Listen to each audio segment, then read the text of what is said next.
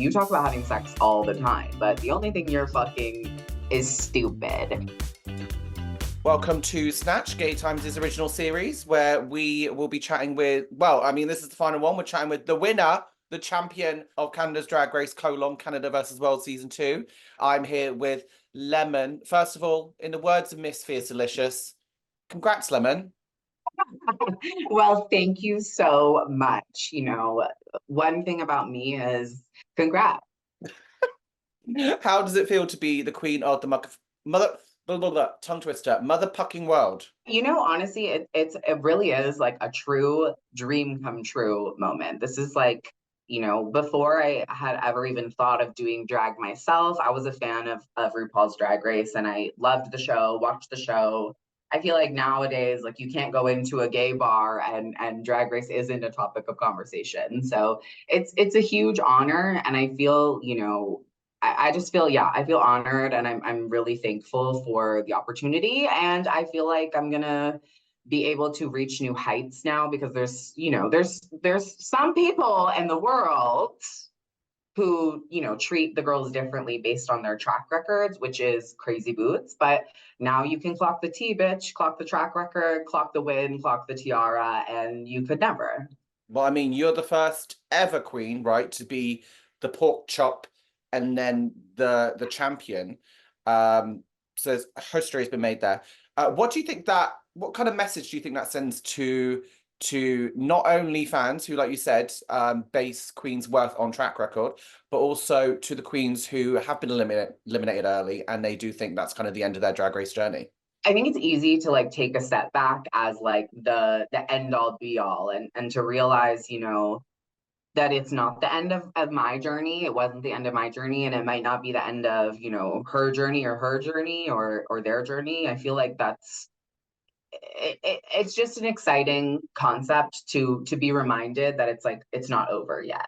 And if you really want something and if you really really believe in your whole soul that you can get what you want, then put the work in and like it's possible. Like I'm proof that it is possible, and I'm proof that the hard work will pay off.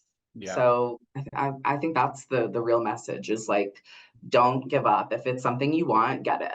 I mean, you went from lip syncing first on Canada season 1 to being eliminated first on UK versus World to winning, to coming in first place. So do you feel like you fulfilled your destiny? Yeah, yes, this is my destiny. I said on UK versus the World in my song Sweet and Sour, I said international all stars suits me better. I look good in a crown, so I'm back together.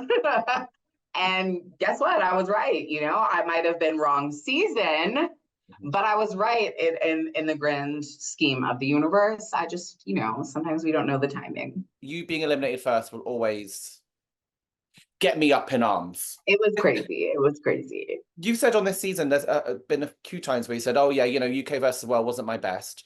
But you weren't even safe worthy or bottom worthy in that episode. So I don't know how you can look at that and go, that wasn't my best when you did incredibly well in one episode. Well, I feel, let me say something psychotic and narcissistic for a second, is I feel like I've had a superstar power about me and an energy about me for my whole life. And because of that, people expect really great things from me. They don't want to settle for good because I think people can tell that I can do better. And so I would like to believe that that's what RuPaul and Michelle and those judges saw in me, is that they saw, yeah, it's good, but like she can do so much better. And I agree with them. And watching back that performance, there were so many things that I do agree, this could have been a little bit better and this could have been a little bit better. And maybe it wasn't, and maybe it wasn't the worst of the episode, but I can definitely feel like maybe there was something in the way I did it that they thought she could do better. And so I do think that maybe it's just, the way that they judge people is based on what they think that queen is capable of. So, you know, again, that might be the most delusional thing I've ever said. So who knows? But I'd like to believe it. No, I'm with you. I'm with you. I mean, Sweet and Sour is one of my favorite songs that's ever come out of the franchise anyway. So that should have been alone to guarantee you a high placement in my delusional mind, maybe. Well, you know what? It has over 1 million streams on Spotify, so it's a high placement in some universe. It does. I need the extended version soon because what is it, 1 minute 50 or something? That is not long enough for me, Lemon. I need an extended.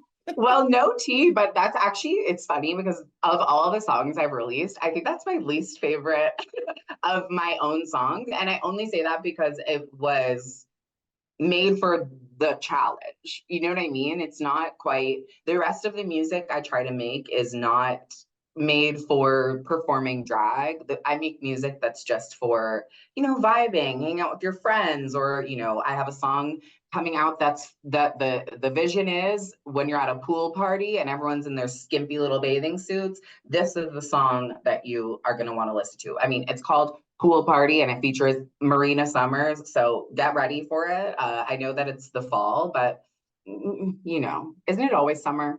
It is. It is. I'm going to see how many times we can reference one of your songs in this interview. Okay, I'm about to do it now. So, in this finale, you slaughtered those two lip syncs against Kennedy and Alexis. You 5, 6, 7, 8 that, I believe. What was it? What was it like for you to share the stage with those two legends? It's really crazy to think that I have beaten Kennedy and Alexis in a lip sync, and there's definitely some people on the internet who don't agree. Still can't make it up. But I think what's so, you know, what's so good about this season is that everyone who made it to the top four is a lip sync legend. You know, Cheryl Hole is the dancing diva of Essex, Kennedy, dancing diva of Texas. Then we have Alexis Mateo. I don't think she's ever really lost a lip sync. Like, you know, and even me, I have some iconic lip sync moments too. So for me to make it there with them, already I felt like, okay, this is going to be a moment for the ages. And yeah, I do think that what really got me there is that I studied those songs perfectly. There was not one beat of that song that I didn't know was coming. I was right on the music. I knew every accent. I knew when the singer took a breath, you know? So I think that's what it really came down to. And overall, the whole season, what it really came down to is that I was just prepared and I was so ready and I really put the work in to be, you know, on my shit. I mean, I wasn't even a fan of that Hideaway song before this episode, and because of you and Kennedy, I'm going, oh, Yeah. So yeah, I mean, I've worked with Kennedy before. We've been on tour together, and I have more respect for Kennedy than I have for everyone in the world. She is the coolest, most down to earth person. She takes care of everyone around her. She cooks for anyone she's close to. She is a light on this earth, and she is like just a legendary performer, person, pageant girl. You know, she's dominated in so many separate scenes, and I always find that so impressive. It's not like you're just good at one thing. And yeah, so for me, having Kennedy there was crucial. And you know, that's why I saved her the episode before, is because I just I couldn't have gotten to that finale without Kennedy, because I just saw her there and I saw her as my toughest competition. So it was crucial to be there, and then to have to lip sync against her first, I was like, okay. But thankfully it was the song I knew the best. No, I'm fully expecting that lip sync to be included in ranking soon of best ever, because that was insane. Insane. Chaotic. Chaotic. Oh, everything. Everything. As is the case with any season of Drag Race, there have been some nice fans and there have been some disgruntled trolls who like to make their opinions known on social media when they should be streaming It's Not That Deep instead. How have you found that since winning? You know, that reaction. I think every season we're seeing this kind of same trend, but I do feel like the internet has kind of gotten to this really toxic place where every single comment section is just filled with unwarranted advice and mean comments and jokes that are really mean. And it's like, you know, I'm obsessed with, I have a little dachshund. So it's like I watch little videos of dachshunds on Instagram all day, and they're just cute little puppies. And you open the comment section and everything is like, he's gonna die if you do that. I'm like, my God, it's a video of him cuddling in his bed. Like, but Mm. so the point of the matter is, I just feel like a lot of people are really sad and embarrassing and have nothing better to do than leave a bunch of comments and pray that they get 100 likes on their comment, and that will, that hopefully that will give them the validation that they so desperately seek. So I don't personally know anyone that I consider cool or popular or funny or attractive whose MO is going to the internet to like leave hate comments. So I don't really care what they say, because I'm like, well, you know This is my fear, right? Imagine having a child or getting with a guy or something, and then like a few months down the line, you have seen that their internet history, they are leaving nasty comments on Instagram. What do you do? How do you navigate that? I'd be like, you can get the fuck out. I just think it's crazy. Like I totally think, there is a way that you can discuss your favorites. And frankly, seeing love for Kennedy and for Alexis and for Fierce and for Kahana and for Cheryl, that's never gonna bother me. I love them so much too. And yeah, I wish everyone won. Like, of course, obviously I'm happy that it was me, but at the same time, I would have been so happy to see Kennedy with a crown, or Alexis with the crown, or Cheryl with the crown, Fierce with the crown, of course. So there's definitely a way to say those things without getting on anyone else. You know what I mean? There's just a way to say, oh, I love Kennedy and I hope one day she gets her crown and she was amazing this season. Because that's a true statement. She is amazing, and she would be an incredible, addition to the Hall of Fame. And, we've seen lots of girls come back for a fourth time. I hope Kennedy is one of them. Are you going to be one of them for a winner season? Sorry, inevitably fans do like to do this right after someone's won. So I want to know, is that something you thought about? Well, okay. So here's my real thing. I shouldn't say this on this because I really want this, but here's what I think. I think we should do RuPaul's Best Friend Race, Mhm. and we should bring back competing in teams so that me and Priyanka can go compete against some of the legendary, besties of Drag Race. And, maybe it can be for charity too. Who cares? Mhm. Okay, so who do we want on there? We want Jinx and Bendela. We want Katya and Trixie. We We need want Bob and Monet. We okay, need, yeah, there's too many. Violet and Gottmik. There's so many besties that it's like RuPaul's Best Friend Race is just, it's impending. maybe Pandora Box and Mimi on first. That would be a weird. They got along so well, so I feel like that might be just, that might be a good way to do it. I mean, you are the third queen now after Canada's Drag Race in Canada's Drag Race season 1 to win a crown after Priyanka and Jimbo. You, I believe, Yes. are tied with season 5 now with the most crown. Season 9. Season 9. Well, 5 has the most crowns, but they only have 2 winners. Right. So this is, the internet likes to give everyone an award, and I think it's beautiful. But the thing that I think is so exciting is that when they said season 1, they meant WON. And that's why it's, in my opinion, season 1 in Canada's Drag Race is one of the best seasons of all time. And I will say, of course, I'm incredibly biased because A, it's me, and B, it's all my friends. But it is just such a great season, and the competition was so stiff. And I feel like every single performer from that season is still working at the highest level and getting away. And I genuinely believe everyone from my season could win a crown eventually. Like, they are just some of the most talented, incredible performers. And I remember walking into the workroom on Canada season 1 and looking around and being like, oh fuck. Because they were just so talented, and everyone was so gorgeous and had such a special point of view. And that to me is what takes you all the way. It's like not just the polish and the whatever, but it's also like, where do you come from, and what's the MO for your drag? Okay, right. We need Scarlett Bobo. We need Burwa. We need, we need Tainomi again. Global All Stars. Something We versus the need World Kiki season 3. Wanakai. Honestly, I want to see Juice Box again. Kine is like the most followed girl on TikTok in the world. Like, there's so many girls from my season that are just incredible. And if they wanted a second chance, they deserve them because honestly, the talent on my season was unmatched. You've had so many incredible moments across all 3 seasons that you've been on, including UK versus World. You know, I'm a lemon apologist for UK versus World. But one moment that has truly lived on for you, I think, it's endured time and space as one of the most viral moments ever, is your read of Priyanka, right? Can you just talk to me about that and what it was like to do that in the moment? Because I watch it whenever I bloody can. I love it. I mean, I love the reading challenge. I think of every challenge on Drag Race of all time.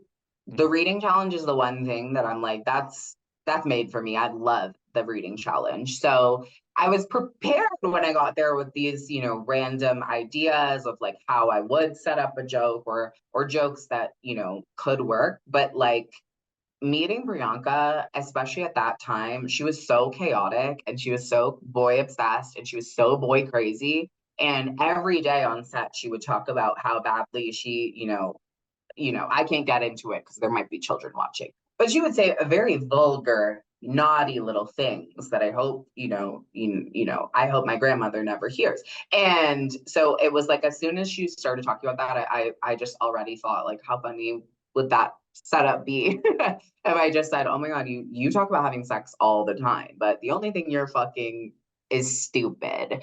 And yeah, I don't know. I think the real secret to a read is when you're reading a friend, they laugh, and then that gives permission for everyone else to laugh. And it's like the reaction that Priyanka had, where she just went, I think that is what makes the read extra hilarious, is because it was like she felt clocked in that moment. Like she felt so like this read, oh, they're really talking about me right now. And I think that's the secret success to a good read is like if there's a little truth to it, it's gonna hit. It's also just the way you delivered it when you tilted your body, and everything about it is just perfection. Do you have Thank you. a read by another queen that you think, well, not lives up to it because it is obviously the number one of all time, but is up there? Oh my God. I'm trying to think. There's so many that I honestly can't even think of anything right now. Jujubee has dominated the reading challenges always. I think the sitting on the toilet reverse cowgirl so you have a flat surface to eat off of, that really got me tickled because I feel like when you really paint a picture like that and you can picture the person doing something like that, it always really gets you. I think Fierce, when we did our reading battle this season, she had a couple phenomenal reads that I was pissing my pants over. And the read that she said to me, uh, oh, I don't remember how she worded it, but she got one of her reads in where she said, I would tell you you deserve to go home and that you're untalented. But I think hearing that from RuPaul was enough. That to me is one of the most incredible reads. That had me absolutely chuckling. And yeah, I think if she had another partner, she would have been in the top that week. As well as Snatching the Crown, you are celebrating the release at the moment of It's Not That Deep, and your Priyanka collab, Gucci Yanka. Gucci Bianca, please tell me more about new material, because I remember on the last call you did say that is it another EP coming or a full-blown album? What can you tell I me? have another EP coming. Yeah. It's an album, but like I'm gonna call it an EP because it's not that long. But I also feel like, for me, I kind of write my music based on the vibe of what I want you to feel when you're listening to it. So Citrusy was kind of me proving myself in a way. And the reality of the situation is I was pissed because I had just been eliminated first and I wanted to prove myself and my talent and my abilities. So I feel like I kind of went hard on that album. And if you listen to it, there's a lot of like, there's just a lot of me trying to prove myself on that album. Whereas this album is more of a party. This is the fun times. I wrote a lot of it after coming home from filming and I felt so great about how everything had went down that I just wanted to have my friends around me every day and have the music blaring and be by the pool lounging and having fun and smoking weed. And so Yeah, a lot of the music is just about that. And I have collaborations with Shea Coulee and Marina Summers, who are not just two of my favorite drag queens, but also just incredible musicians who have phenomenal albums of their own out on Spotify. So go stream them if you haven't already. But yeah, this album is a lot about like reclaiming fun and just about having a good ass time and getting back into party girl vibes. I think Charlie XCX really brought us back to party girl vibes, and she was right. Okay, well, you need to continue Brat Summer by having Lemon featuring Susan Boyle, because that would end the music industry. I mean, at 8 Love, that would be lovely, isn't it? She's not been in touch, has she? I can't. Has she? I can't, no, people always ask that after a Snatch game, like, oh, have you heard from her? I'm like, I hope she never sees it. I hope she has the most peaceful life and lives the rest of it without ever having to see me make fun of her in that dress, because I love Susan Boyle deeply and enthusiastically. And I hope if she ever sees it, I hope she sees the fun and the love that I put into it. But Well, I'll tell you here and now that if I ever get the chance to speak to Susan Boyle, I will be showing her, because I showed yes. Nelly Furtado Crystal Methods I'm Like a Bird. So I have to do it. I'm going to be like, Susan, Okay. babe. Well, get her quick, get her on the line, and you let me know. I'll it was a human hair wig. It was the most expensive Susan Boyle you'll ever see.